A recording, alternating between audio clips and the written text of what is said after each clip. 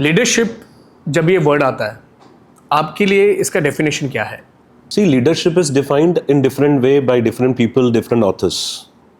But मैं समझता हूँ लीडर वो है जो अपनी टीम को अपने साथ लेके चले। उस टीम का जो दुख दर्द है, जो हमारे कॉलीग्स है, उनका जो दुख दर्द अगर हमारा है तो you are the true leader. Because देखिए, मैं इतने सारे इंस्टीट्यूशंस चलाता हूँ, बहुत सारे टीचर्स, बहुत सारे एडमिन्स, बहुत सारे स्टाफ, बहुत सारे प्यून्स भी मेरे तरफ अप्रोचेबल होते हैं। माना वो नॉक करके अपने प्रॉब्लम्स मुझसे शेयर कर सकते हैं, चाहे वो छोटा सा छोटा प्यून नहीं है, मेरे ऑफिस में झाड़ू लगाने वाला आदमी क्यों नहीं है। They directly come to my office, they discuss with my the problems, the grievances they have, and I try to solve their grievances. तो लीडर आप उनके लिए अवेलेबल हूँ, क्योंकि लीडर सक्सेसफुल वही होगा जो अवेलेबल होगा। अगर आप लोगों के लिए अवेलेबल ही नहीं है तो you can not be a successful leader, क्योंकि आपको रूट कॉज में क्या हो रहा है, रूट लेवल पे क्या हो रहा है, वो आपको पता ही नहीं चलेगा। किसी भी बड़ी टीम में अगर मैं रतन टाटा का एग्जाम्पल दे दूं तो रतन टाटा अप्रोचेबल थे। आप अप्रोचेबल रहेंगे तो आपको पता चलेगा कि कहाँ पे आपकी कहाँ गलतियाँ हो रही है, कहाँ तक आपकी वो चीज़ें पहुँच नहीं रही है, और पहुँच नहीं रही है तो उसे कैसे पहुँचाना है। आप बहुत सारे लीडर्स का, सक्सेसफुल लीडर्स का एग्जाम्पल ले लीजिए। Approachable is a right way. जब आप लोगों तक अप्रोचेबल हो ना, अगर आप बिजी हो गए, आप लोगों तक पहुंच ही नहीं हो, you can not be a successful leader. तो लीडरशिप इज अप्रोचेबल, अपने कॉलीग्स के लिए, अपने टीचर्स के लिए, अपने स्टूडेंट्स के लिए। यार, there are so many of students comes with their problems. मैं उनको प्रॉब्लम्स को सॉल्व करने की कोशिश करता हूँ, ट्राई करता हूँ, क्योंकि फील्ड है मेरी, हर जगह पे मैं एडवोकेट भी हूँ। तो मैं उन सब प्रॉब्लम्स को, अगर ऐसा कोई प्रॉब्लम है तो मैं उनको वो सॉल्व करके देता हूँ। तो जैसे आपने बताया अभी, जैसे सॉल्व करते हो, तो ऐसा कोई मोमेंट है जहाँ पे आपकी ये लीडरशिप क्वालिटीज मतलब आपका टेस्ट हुआ हो कि हाँ, यहाँ पे मुझे क्वालिटीज अपनी देनी लीडरशिप की? See, if you are running the institutions ना, daily challenges comes with your table. आपके टेबल पे जो चैलेंजेस आते हैं उनको हमें फेस करना ही होता है, नहीं तो फिर ट्रू लीडर नहीं बन पाओगे। क्योंकि अगर इंस्टीट्यूशंस चलाने हैं, आज मेरे पास कम से कम 700 से ज़्यादा एम्प्लॉयज़ हैं, 700 से ज़्यादा मैं एम्प्लॉयज़ को हैंडल कर रहा हूँ। तो आई नो वेरी वेल, मैं 700 एम्प्लॉयज़ को हैंडल कर रहा हूँ, मुझे 700 चैलेंजेस रोज आएंगे। तो उन चैलेंजेस को हमें फेस करना है। चैलेंजेस तो बहुत आते हैं पंकज, मैं फ्रैंकली बता दूँ, मेरे लाइफ के इस मोमेंट तक there are so many challenges I have faced, but I come up with that. I come up with those challenges with proper solutions. और मुझे लग रहा है कि एजुकेशन उसमें बहुत बड़ा रोल है ही है। करेक्ट, वो तो होना ही चाहिए। सोसाइटी में एजुकेशन का रोल, टीचर्स का रोल तो इनसेपरेबल है। जैसे कि ऑर्गेनाइजेशन की बात हुई, तो आपका जैसे पद्मा इंटरनेशनल स्कूल है, BBRT इंटरनेशनल स्कूल है, पद्मा इंस्टीट्यूट ऑफ नॉलेज है, क्या नॉलेज ऑफ इंस्टीट्यूशन? नहीं पंकज, मैं उसको रेक्टिफाई करना चाहूँगा। I just wanted to rectify. Pankaj, आप मेरे स्टूडेंट हो, लेकिन शायद आपको मेरी रिसर्च प्रॉपर नहीं है। मैं रिसर्च पूरा प्रॉपरली असेंडिंग ऑर्डर में बता रहा हूँ। जी बताइए। See, I started my coaching classes. जी हाँ। Basically a small teacher started the coaching classes at my place only, मेरे घर पे ही। क्योंकि मैंने आपको सिचुएशन पहले बता दी कि दुकान टूट गया, घर पे कोई लाइवलीहुड था नहीं, कमाने वाले कोई थे नहीं, पापा वाज सफरिंग फ्रॉम अस्थमा, तो पापा चल नहीं पाते थे। तो घर का जो लाइवलीहुड था, घर का जो पूरा फाइनेंशियल बर्डन था, वो मेरे बड़े भाई पे और मेरे पे आ गया। अब बड़े भाई ने भी, बेचारे ने बहुत मेहनत की, लेकिन मेरे पास जो ऑप्शन अवेलेबल था वो ये था कि मैं पढ़ाई में कुछ करूं। तो मैंने जब सेवा सदन कॉलेज से B.Ed की, then I came to know, यार मैं क्यों नहीं अच्छा टीचर बन सकता हूँ। क्योंकि जब तक आप अपने पोटेंशियल को नहीं पहचानोगे तब तक आपको पता नहीं चलेगा। I was not a good teacher frankly speaking up to my B.Com।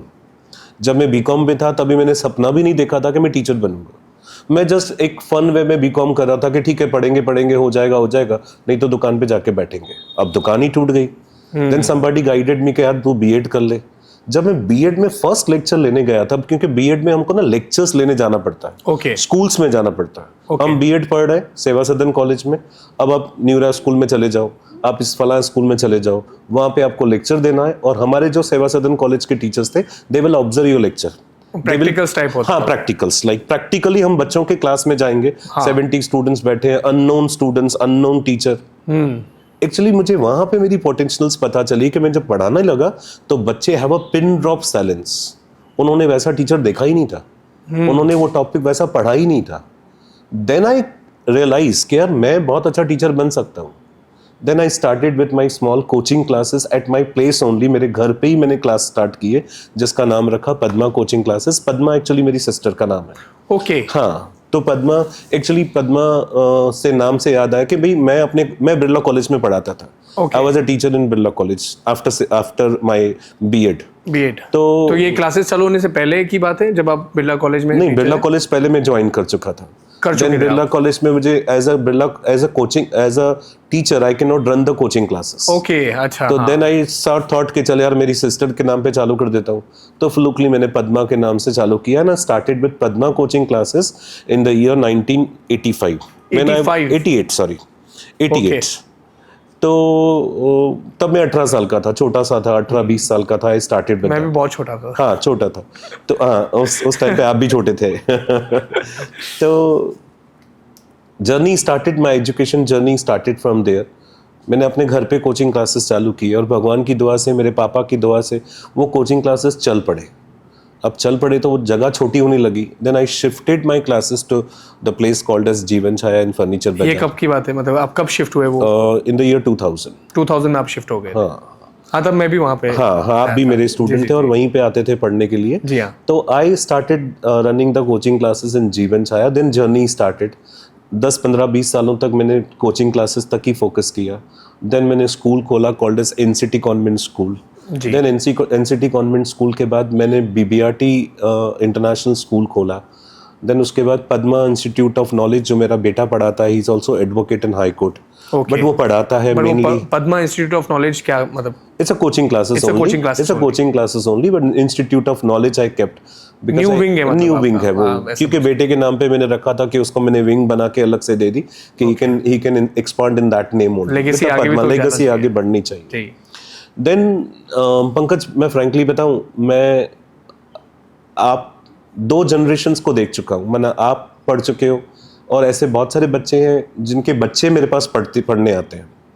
तो मेरे ना 2 जनरेशन के साथ बहुत अच्छा नाता है.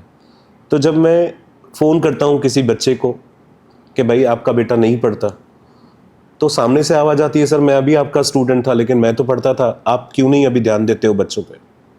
लाइक वो उनके पापा भी मेरे स्टूडेंट. हाँ, ऐसे बहुत सारे. ओके. तो 10 में से 8 लोग ऐसे ही कहते हैं कि हमारा बच्चा सुनता नहीं. आजकल के पेरेंट्स का सबसे बड़ा प्रॉब्लम है कि बच्चे उनके सुनते ही नहीं है. माँ बाप ने कुछ भी बोला, बच्चे उसका अपोजिट आंसर दे देते. ये मेजर इशू है. मेजर इशू ये जनरेशन में ही है एक्चुअली. हाँ, 10 में से 8 लोग यही बोलते हैं कि हमारा बेटा हमारी सुनता नहीं है. तो जब मैंने ऐसे देखा कि कोचिंग क्लासेस में बच्चा जब आता है तो 18 ईयर्स का, 16 ईयर्स का होता है, तब तक वो कहाँ ना कहाँ मैनिपुलेट हो चुका रहता है उसका ब्रेन. करेक्ट. मे बी उसके सर्कल से, फ्रेंड सर्कल से, मे बी उसके दूसरे जगहों से, मे बी इंटरनेट के थ्रू वो मैनिपुलेट हो चुका रहता है.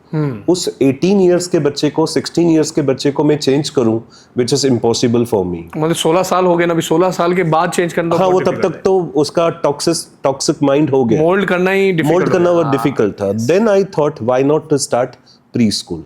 बिकॉज जब बच्चा छोटा है ना, उसको मोल्ड करना बहुत आसान होता है. क्योंकि देखिए ना, अगर मैंने शर्ट पहनी और शर्ट का पहला बटन ही रॉन्ग पहन लिया तो सारे बटन रॉन्ग हो जाएंगे.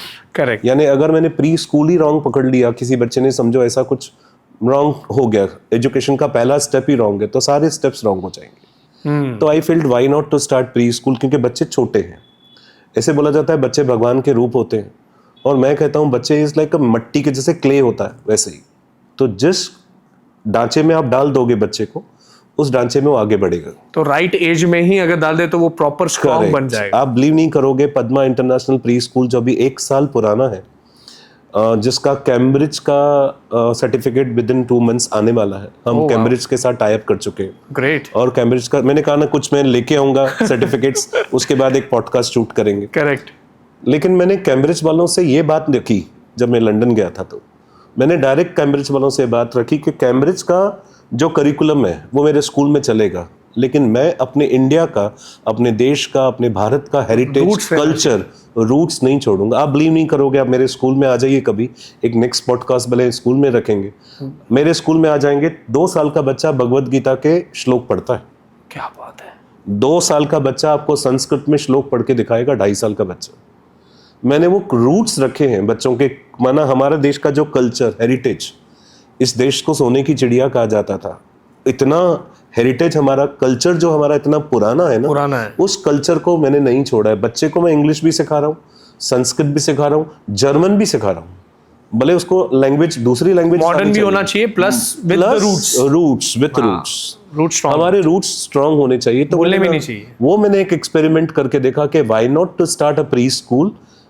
नो डाउट मैंने कोचिंग क्लासेस खोले, अपर साइड में मैंने बहुत कुछ किया कि डिग्री कॉलेजेस चलाए, सीए लेवल पे चला गया, सीएफए लेवल पे चला गया, सीएमए लेवल पे मैंने बच्चों को पढ़ाया। बट मैंने जो बेस देखा कि यार बेस में ही बच्चे का अगर ग्रोथ नहीं है प्रॉपरली तो आगे चल के वो ग्रो नहीं कर पाएगा।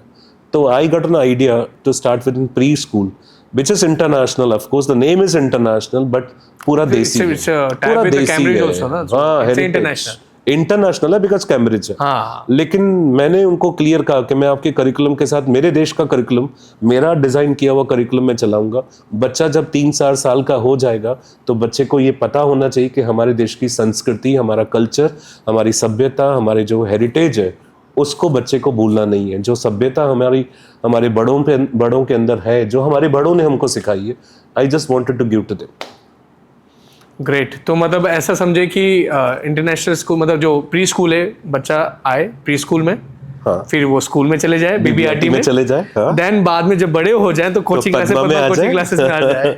तो फ्रॉम केजी टू पीजी, मतलब 20-25 साल का पूरा काम, 20-25 साल तक वो मेरा बच्चा आपके पास है, मेरा बच्चा है। सर अभी जो 25 साल तक तो आपके साथ, मतलब एक बच्चे का कॉन्ट्रैक्ट साइन, ठीक है, तो देयर आर कॉम्पिटिटर्स आल्सो, तो आप उनके बारे में कुछ कहना चाहेंगे, मतलब कॉम्पिटिटर्स जो सराउंडिंग में है? मेरा कोई कॉम्पिटिटर नहीं है। वाओ,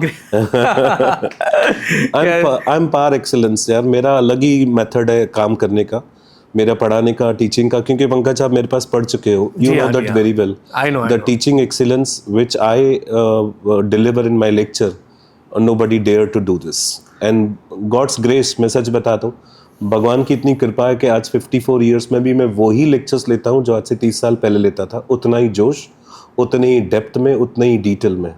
इतना लोग कहते हैं, ऑफ कोर्स मैं अपनी खुद की तारीफ नहीं करना चाहता हूँ, कि मेरा पढ़ाया हुआ जो पढ़ाता हूँ मैं, वो दिमाग में नहीं घुसता है, ब्लड में घुस जाता है, और जो ज़हन में आ जाता है। हाँ, जो चीज़ ब्लड में घुस जाती है ना, वो कभी नहीं निकलती। आज भी मैं आपसे 2-4 को ऐसी क्वेश्चन पूछ लूँ जो आपने 12th में पढ़े थे, आपको अभी भी याद हो आ जाएंगे, याद हो गए। मुझे याद है, आपके वे ऑफ टीचिंग आज भी याद है। हाँ, तो पंकज मेरा कोई कॉम्पिटिटर नहीं है, और मैं किसी को कॉम्पिटिटर समझता भी नहीं हूँ। हर एक का अपना अपना हाँ, अपनी जर्नी है, अपने हिसाब से। वो लोग भी बहुत अच्छा काम कर रहे हैं, वो लोग भी अच्छा ही काम कर रहे हैं। Teaching is a good job, good service to the community. वो पढ़ा रहे हैं, बहुत अच्छा है।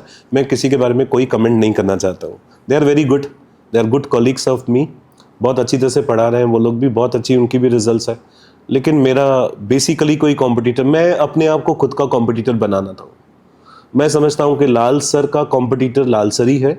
जो मैंने कल पढ़ाया था उससे आज अच्छा पढ़ाना है। Every day beat, every day is challenge, every day is a challenging to my own lectures, कि कल जो पढ़ाया था उससे मैं आज। और सच बताऊँ पंकज, मैं ना आज भी 35 ईयर्स हो गए मुझे पढ़ाते पढ़ाते, आज भी जब मैं पढ़ाने जाता हूँ तो पहले मैं अपना बेस बना के जाता हूँ। माना मैं एग्जाम्पल्स ये वो कहाँ ना कहाँ वीडियोस देख के जाना, कहाँ ना कहाँ पीपीटीज बना के जाना। I keep myself on a toes, क्योंकि आजकल के बच्चों का चॉइस अलग है, उनको बोर हो जाता है जल्दी। 10-15 आजकल का जो यू नो एक होता है ना 2 सेकंड का 15 सेकंड का वीडियो हम नहीं देख पाते क्योंकि बोरिंग लगता है, हम उड़ा देते हैं। वो रील वाली जिंदगी हो गई है। हाँ, उड़ाते जाओ। तो हमारा जो फोकस है ना वो बहुत कम हो गया है। हम 10-15 मिनट से ज़्यादा किसी जगह पे फोकस कर ही नहीं पाते। तो फिर in that case I just wanted to make those lectures very interesting in a different way. हम पीपीटीज बना लेते हैं, हम वीडियोस दिखा लेते हैं, कहाँ मेरे जेस्चर्स, मेरे actions makes economics and accounts very perfect. तो वो मैं करते रहता हूँ, अपने आप को चैलेंज करता हूँ। मैं अपने आप को कॉम्पिटिटर समझता हूँ कि यार लाल सर जो कल था वो आज उससे अच्छा होना चाहिए, तो आज मेरा लेक्चर उससे भी अच्छा जाना चाहिए। So I am myself as a competitor of myself. Perfect.